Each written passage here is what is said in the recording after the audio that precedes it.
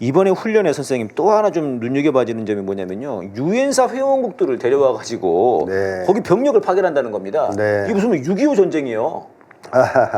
그러니까 작년 말에 이 얘기가 있었거든요. 있었죠. 유엔사 그 모아가지고. 당시에 국방부 장관들인가를 다 네, 모아서 이제 네. 다 오진 않았습니다. 네. 다 이제 대표로만 사람들 보냈는데 그 노름을 해대더니 이번에는 이제 결국 데려와 가지고 훈련을 한다는 겁니다. 네. 한국 전쟁 하겠다는 건가 다시? 강제동원인데 거의. 강제동원이에요. 네. 사실 미국이 힘이 있으면 부르질 않죠. 네네. 부르질 않는데 이 단독으로 북을 상대하는 거에 대해서 미국이 자신이 없어요. 네. 실제로 그럴 만한 전쟁 수행 능력도 없다라고 평가되고 있어요. 예. 지금 미국이 두 개의 전쟁을 하고 있단 말이죠. 네. 우크라이나, 네.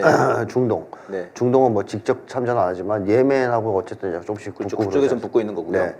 그리고 미군 기지가 두드려 맞고 있습니다. 이라크랑 시리아에서. 아하. 이런 여러 가지를 봤을 때 이미 두 개의 전쟁을 미국이 하고 있다 이렇게 봐야 되는데 과연 미국이 세 개의 전쟁을 할 수 있을까?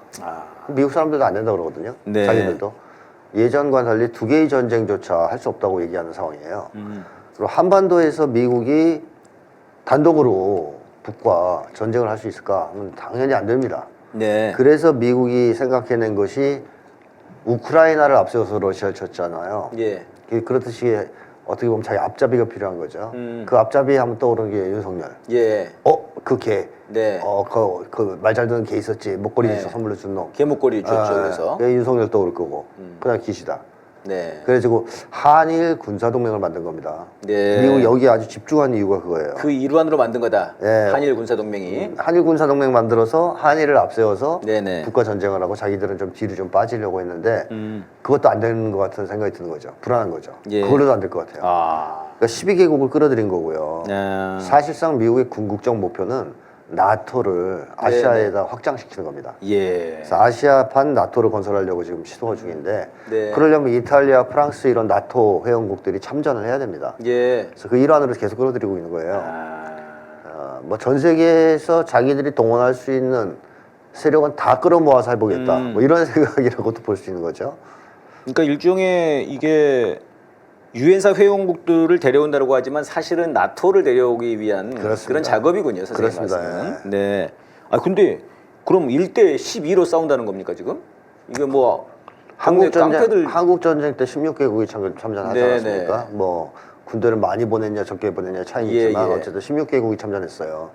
그때도 미국이 초장이 자기네 힘으로 쉽게 이길 것 같았으면 그렇게 16개국을 끌어모으지 않았을 겁니다. 근데 초기에 많이 졌잖아요. 네. 막 오산에서 깨지고 막 밀리면서 부산까지 밀렸단 말이죠. 선생님 그거 정말 저는 다시 이번에 한번 뒤져봤는데요. 네.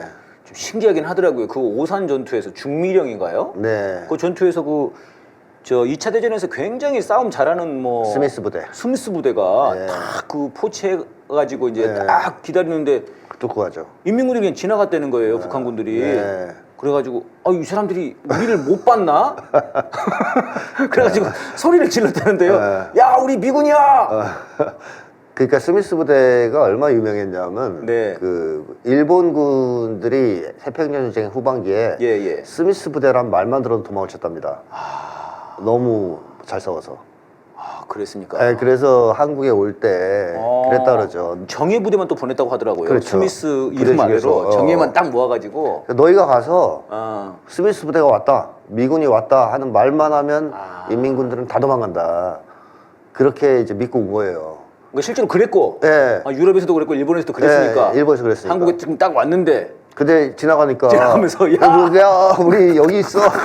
우리 못 봤냐 이런 거죠. 우리를 봤으면 지나갈 리가 없다. 지나갔을 리가 없다. 도망갔을 거다. 네. 근데 그러고 나서 이제 주력 부대가 와가지고 작살났잖아요. 네. 그래가지고 아주 막 처참한 패전을 겪었는데요. 도망가다가 저는 기사 보니까 동해안까지도 도망갔다는 얘기가 동서해안까지 도망가서 쪽배 타고 부산으로 가고. 그러면서 대전에서도 치고 계속 참패합니다, 미국이. 육상전에서 그렇게 참패를 계속하자 미국이. 그래서 이제 16개국을 끌어들입니다. 그런 말씀이군요. 자, 그렇다면 지금도 비슷한 상황일 수 있다라는 것이죠. 이게 그런 일환이다. 1대1로 묶기에는 너무 자신이 없고 그러다 보니까 최대한 많이 끌어모아서 한번 해보자. 이렇게 생각할 수가 있겠죠. 지금 이제 이런 와중에서 북에서 이제 국방성 대변인이 담화를 발표했습니다, 선생님. 지금 표현한 걸 보니까요.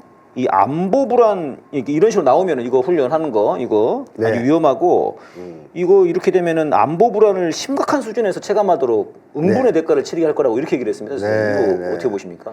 사실 안보 불안은 미국이 이미 체험하고 있어요. 느끼고 있습니다. 네. 즉 본토의 안보 불안을 느끼고 있죠. 네. 미군 기진 당연하고요. 어허. 그래서 미국 정치인이나 상당수 많은 사람들이 북과의 평화적 해결을 요구하는 사람들이 늘어나는 거 아닙니까? 최근에 제가 본 기사에서는 네.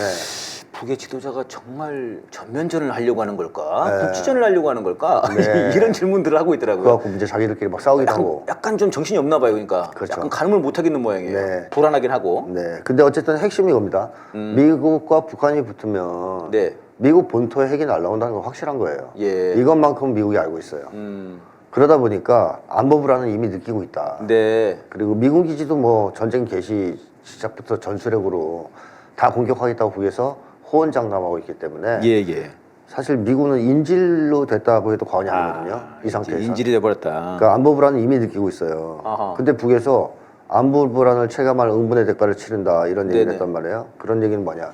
지금 느끼고 있는 수준을 넘어서는 안보 불안을 네. 해주겠다는 얘기 아닙니까? 심각한 수준에서라고 표현했더라고요. 아, 예. 심각한 수준에서 체감할 수 있도록 하겠다고. 그렇다면 현재의 상황보다 훨씬 더 강력한 그러니까요. 대응을 하겠다라는 얘기인데요. 네네. 뭐 예를 들면 괌, 태평양 쪽으로 미사일을 발사를 할 수도 있습니다. 아하. 훈련 기간 중에. 깜짝 놀라겠는데요, 그럼 미국이. 깜짝 놀라는 정도가 아니고. 전에 한번 하려다가 안 했지 않습니까, 북한이. 괌 거기 뭐 표시까지 네. 했는데.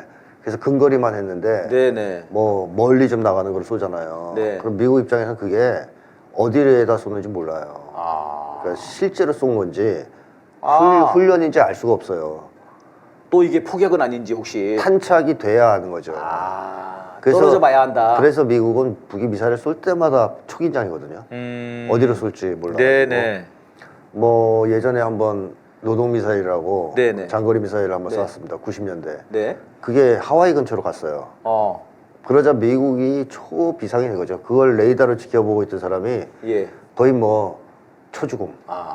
왜냐하면 진짜로 하와이로 올 수 있으니까. 네네. 근데 바다에 이제 떨어지는 걸 보고 쓸어내렸는데 자기 인생에서 가장 고통스러운 순간이었다. 10분이었나 뭐 하여튼 그렇게 그 사람 표현을 했단 말이에요 나중에. 예.